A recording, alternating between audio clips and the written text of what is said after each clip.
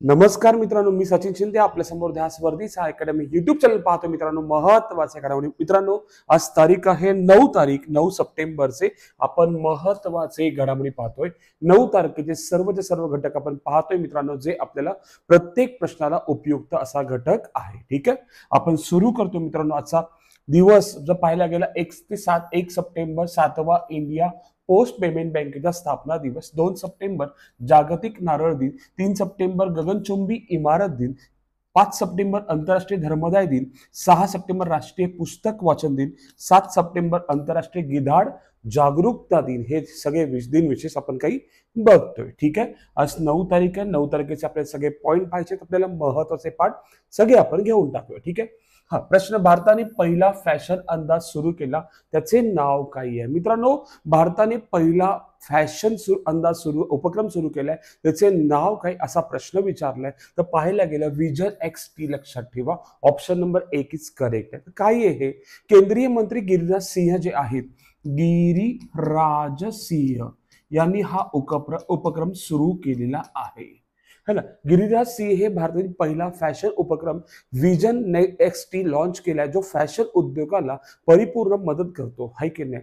म्हणजे फायद्यासाठी AI आणि भावनिक, म्हणजे ऍक्च्युली पाहायला गेला विजन XT काय आहे? AI चा वापर करून जो फॅशनसाठी जे बुद्धिमत्ता आधारित ट्रेंड है ना, इन्साइट ऑफर करतो, जेणेकरून जास्तीत जास्त वापर करून आणखी काही एक्स्ट्रा काय करता येतं का, यासाठी हा विकसित केलेला आहे विजन XT. म्हणजे बुद्धिमत्ता जर पाहायला गेला AI वर आधारित आहे, जे गिरिराज सिंह भारत सरकारचे मंत्री यांनी हा परिपूर्ण तयार केलेला आहे. लक्षात ठेवा, हे सुद्धा माहिती असणं आपल्याला आवश्यक आहे. ठीक आहे.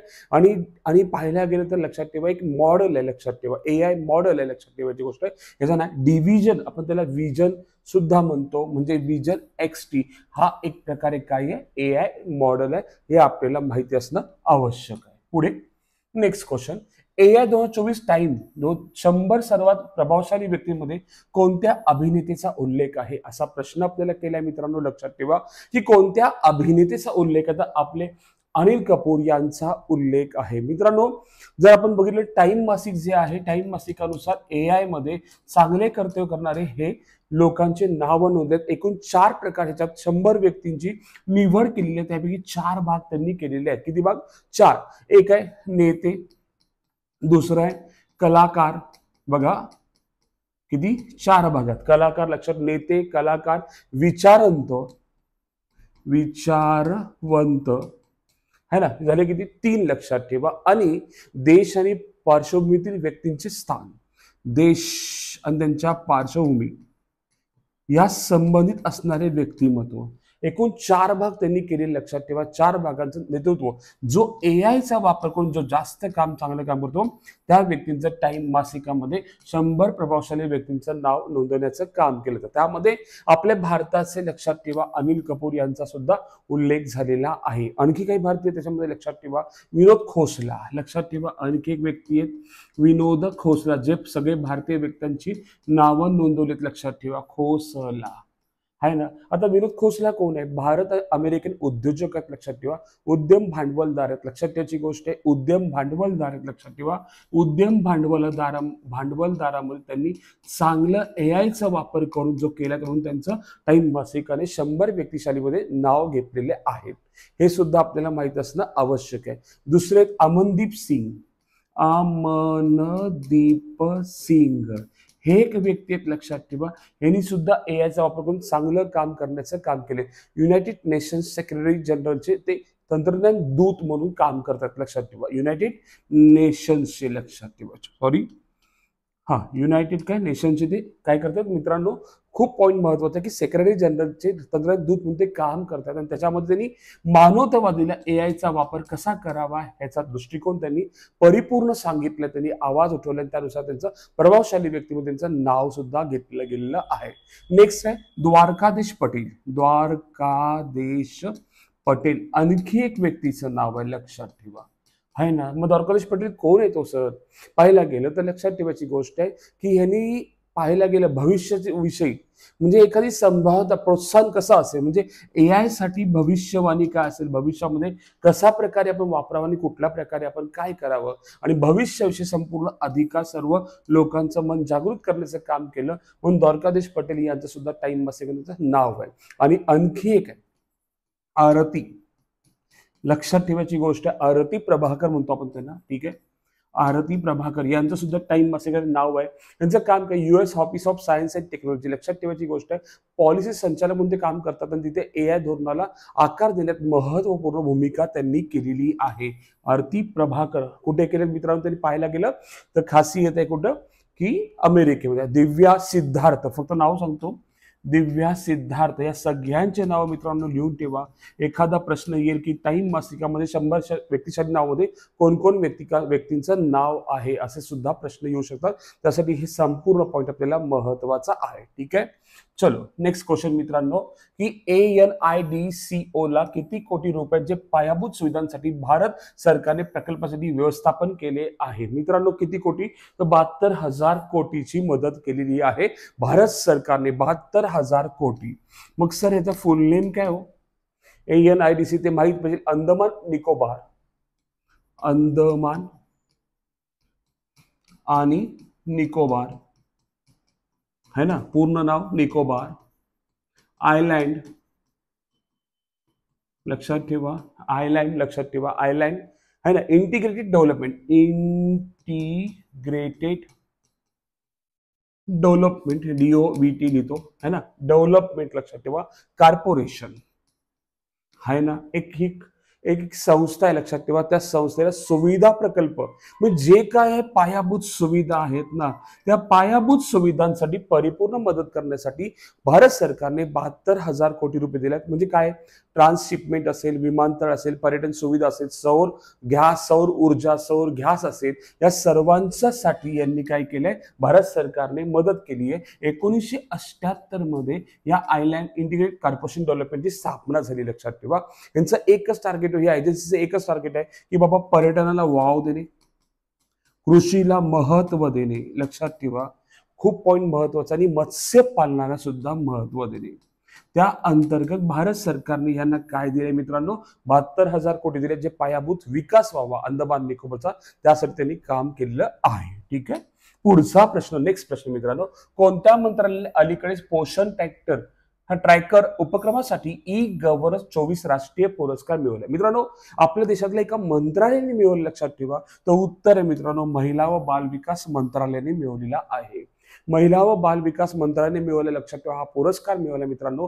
ऍक्च्युअली यांचं टार्गेट काय आहे, कशामुळे मिळाला, तर लक्षात ठेवा ई-गव्हर्नन्स 24, मी सांगितलं ई-गव्हर्नन्स परिषद झाली होती मध्ये. ठीक आहे, पोषण ट्रॅकर, लक्षात ठेवायची गोष्ट खूप पॉईंट महत्वाचा आहे. पोषण ट्रॅकर योग्य पोषण सुनिश्चित करण्यासाठी रिअल टाइम डेटा आणि WHO ग्रोथ चार्ट वापरून 0 ते 6 वयोगटातील मुलांच्या वाढीवर लक्ष दिले. 0 ते 6 मुलांच्या वाढीवर लक्ष दिले. भारतीय घटना कलम किती मित्रांनो, 45 नुसार हे कलम आहे, लक्षात ठेवा.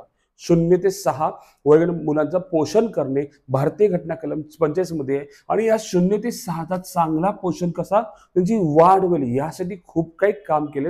आणि खासियत घ्यायसाठी अंगणवाडी सेविकाने खूप महत्व घेतले भारतासाठी, कारण भारतासाठी खूप मोठी गोष्ट आहे त्यासाठी, कारण की आपण युवक जास्त आहेत, लहान मुलं जास्त आहेत, त्यांचा तिथं जर वापर झाला तर बेस्ट काम येईल. आणि त्यांनी ऍप मिशन, लक्षात ठेवायची गोष्ट आहे की नाही, मिशन बघा, लक्षात ठेवा एक ऍप त्यांनी काढलंय, मिशन पोषण 2.0. या अंतर्गत लक्षात ठेवायची गोष्ट, या अंतर्गत त्यांनी काय केले मित्रांनो, त्या ऍप अंतर्गत त्यांनी चांगलं काम करण्याचं काम केलं. आणि गरोदर महिला असतील, माता असतील, बालकांसाठी बघा, गरोदर महिला, बालक है ना, यांना चांगलं पोषण मिळावं हे सुद्धा महत्वाचं आहे. या अंतर्गत ऍप मिशन पोषण अंतर्गत 2.0 अंतर्गत त्यांनी खूप चांगलं कार्य केलं. त्यासाठी त्यांना ई-गव्हर्नन्स 24चा राष्ट्रीय पुरस्कार आपल्या भारतीय मंत्रालयाला मिळाला. कोणत्या, केंद्रीय महिला बालविकास मंत्रालयाला मिळालेला आहे. हे सुद्धा आपल्याला माहित असणं आवश्यक आहे मित्रांनो. ठीक आहे, पुढचा प्रश्न मित्रांनो, अलीकडे चर्चेत आलेले कोन्याक हे कोणत्या राज्यातील सर्वात मोठ्या जमाती आहेत मित्रांनो, तर नागालँडमध्ये सर्वात जास्त आहेत. ऍक्च्युअली आसाममध्ये सुद्धा आहेत आणि नागालँडमध्ये सुद्धा आहेत, आणि हे ख्रिश्चन धर्मीय आहेत. लक्षात ठेवा, जरी हे आदिवासी जमाती असल्या तर ख्रिश्चन धर्मीय आहेत, लक्षात ठेवा. आणि सर्वात जास्त आसाम नागालँडमध्ये, त्याच्यानंतर आसाममध्ये, लक्षात ठेवा. ठीक आहे, हा सुद्धा पॉईंट आपल्याला माहिती असणं आवश्यक आहे. पुढं नेक्स्ट, ब्रिटिश सरकारने सेंट जेम्स पार्क लंडन येथे कोणत्या राणीचा राष्ट्रीय स्मारक उभारण्याची योजना जाहीर केली आहे मित्रांनो? आपण जर पाहायला गेलं, राणी एलिझाबेथ द्वितीय, ठीक आहे, राणी एलिझाबेथ द्वितीय यांची 100वी जयंती साजरी होते 2026 पर्यंत, आणि 2026 पर्यंत ते पूर्ण करणार हे त्यांचं टार्गेट आहे. हे सुद्धा आपल्याला माहित असणं आवश्यक आहे.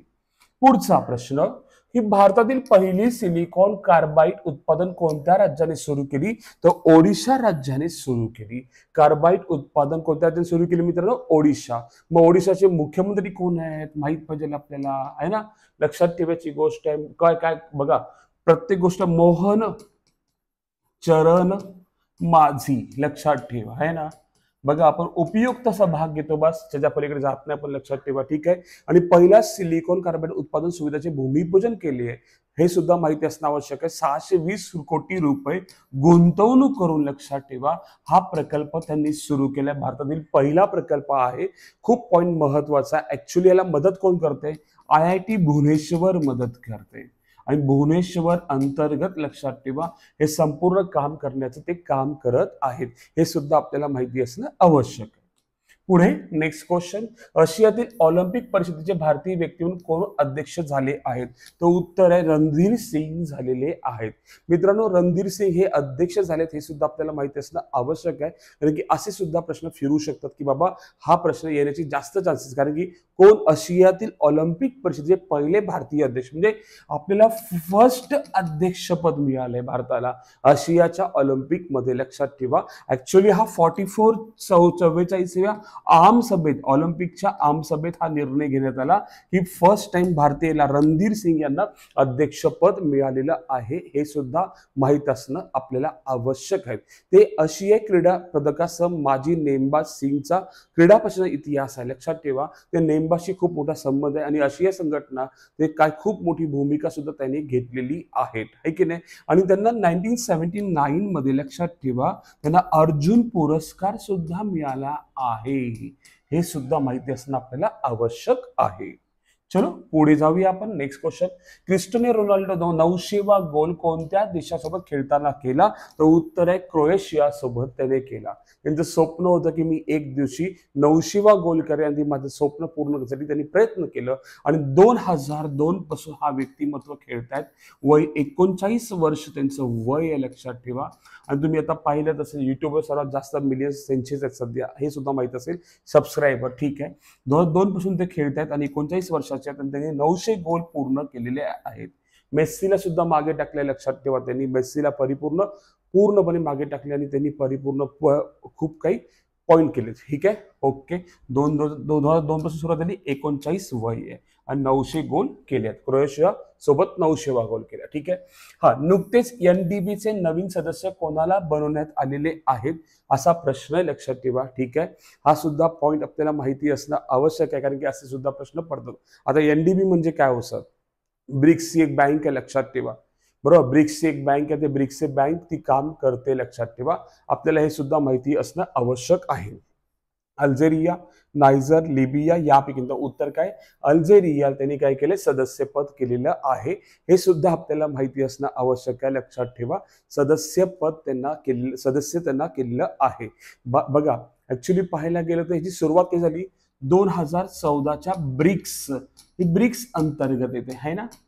ब्रिक्सच्या 2014 मध्ये जी परिषद झाली होती, त्या परिषद अंतर्गत, लक्षात ठेवा, तेव्हा 6व्या परिषदे अंतर्गत NDBची स्थापना केली. डेव्हलपमेंट बँक आहे, लक्षात ठेवा. ही डेव्हलपमेंट बँकेची स्थापना केली. याचं मुख्यालय कुठे मित्रांनो?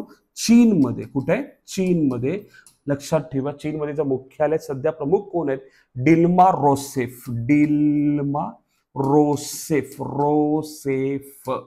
हे त्याचे काय मित्रांनो? सध्याचे अध्यक्ष ते ब्राझीलचे आहेत. आणि पहिले अध्यक्ष कोण होते मित्रांनो? तर पाहायला गेले KV कामत होते. कोण होते?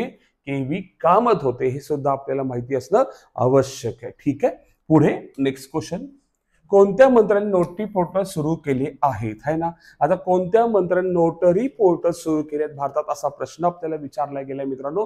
हे सुद्धा आपल्याला माहिती असणं आवश्यक आहे, कारण की असे प्रश्न सुद्धा येतात, लक्षात ठेवा. ऍक्च्युली पाहायला गेला तर कायदा व न्याय मंत्रालयाने पहिले नोटरी पोर्टल सुरू केले आहेत, जे आपल्या देशात. आणि पहिले प्रमाणपत्र पाहायला गेलं बिकानेर राजस्थान, हा सुद्धा पॉईंट महत्वाचा आहे. बिकानेर राजस्थान मध्ये पहिलं पोर्टल मिळालेलं आहे, लक्षात ठेवा. श्री भुराराम यांनी, लक्षात ठेवा, यांच्या नावे नोटरी पोर्टल सुरू केलंय. पहिलं पोर्टल सुद्धा मिळालं आपल्या देशाला, लक्षात ठेवा. कोण आहे? भुराराम यांना. कुठं? बिकानेर राजस्थान. बघा, लक्षात ठेवा. नोटरी हे आपल्याला पाहायला गेलं ऑनलाईन सुद्धा सुरू झाले, त्यासाठी पहिले व्यक्ती कोण? भुराराम. कुठं? बिकानेर राजस्थान. हा सुद्धा प्रश्न महत्वाचा आहे. पुढचा प्रश्न, आंतरराष्ट्रीय धर्मदाय दिन कधी साजरा केला जातो मित्रांनो? 7 सप्टेंबर रोजी साजरा केला जातो आंतरराष्ट्रीय धर्मदाय दिन. पुढं, कोणत्या देशाने अलीकडे ब्रिटन आणि युरोपियन युनियन सोबत जगातील पहिल्या AI करार स्वाक्षरी केली? लक्षात ठेवा. अमेरिका, रशिया, ऑस्ट्रेलिया, भारत असा प्रश्न विचारलाय. ब्रिटन आणि युरोपियन युनियन सोबत केलेली आहे, लक्षात ठेवा. आपला देश कोण आहे? भारताने केलेली आहे. ठीक आहे. पुढचा प्रश्न, नेक्स्ट क्वेश्चन, की कालचा प्रश्न होता मित्रांनो, लक्षात ठेवा, है ना, की एस्कॉम पर्यावरण कार्बन परिषद 24 कोणत्या ठिकाणी घेण्यात आली? तर उत्तर आहे नवी दिल्ली येथे घेण्यात आलेली होती. ठीक आहे. आणि लास्ट क्वेश्चन, आजचा 15वा क्वेश्चन, आपल्याला आजचा प्रश्न आहे की अलीकडे नवी दिल्ली येथे भारत आणि कोणत्या देशादरम्यान 5व्या संरक्षण सहकार्य संवादाचा समारोप झाला? लक्षात ठेवा. अलीकडे नवी दिल्ली येथे, ठीक आहे, भारत आणि कोणत्या देशादरम्यान 5व्या संरक्षण सहकार्य संवादाचा समारोप झाला? प्रश्न विचारला आपल्याला. ऑप्शन आहे श्रीलंका, म्यानमार, मालदीव, यापैकी नाही. कोणत्या देशासोबत आपण 5व्या संरक्षण करार केलाय हे आपल्याला उत्तर द्यायचं आहे कमेंटमध्ये मित्रांनो. नक्की सांगायचं की याचं उत्तर काय असलं आहे. ठीक आहे. आणि सर्वचे सर्व प्रश्न मी घेण्याचं काम करतो. जे 15 प्रश्न महत्वाचे आहेत ते सर्व क्वेश्चन घेतो मित्रांनो. ठीक आहे. आज आपण इथेच थांबू. उद्या याच वेळेस याच टाइमला भेटू. धन्यवाद. थँक्यू मित्रांनो.